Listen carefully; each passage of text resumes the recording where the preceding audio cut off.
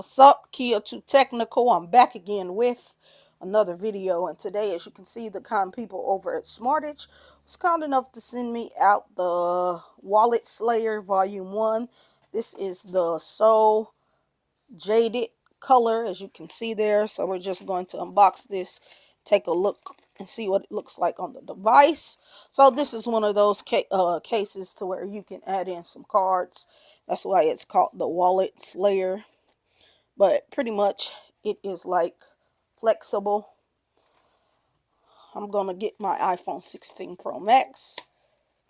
I'm gonna throw it in there like so, and this is the look that you're gonna get with your Wallet Slayer Volume 1 case. You do get your power button, nice and clicky, as you can see.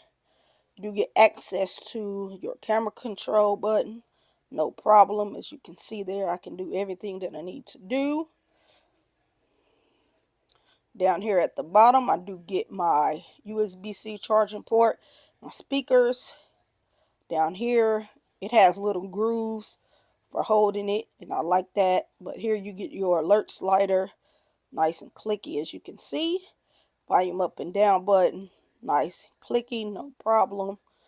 You do get a nice lip, so if you place your phone flat down on the table, you will be good to go. But I just recommend you get a screen protector. You'll be even more protected. And on the back here, you do get a nice indentation for your camera, so if you place your phone flat down on the table, you will be good to go. I do not have any cards to demonstrate this at the moment, but we all know the cards will just sit in there, then you can slide them up to use it. This is a good case if you want to run to the gym or run to the store real quick. You don't want to take a big purse or wallet. You have access right here. But overall, this has been the Wallet Slayer Volume 1. I will make sure that I drop a link in the description to where you can go pick this case up for yourself. I hope you found this video helpful, and I'll catch you in the next one. I'm out.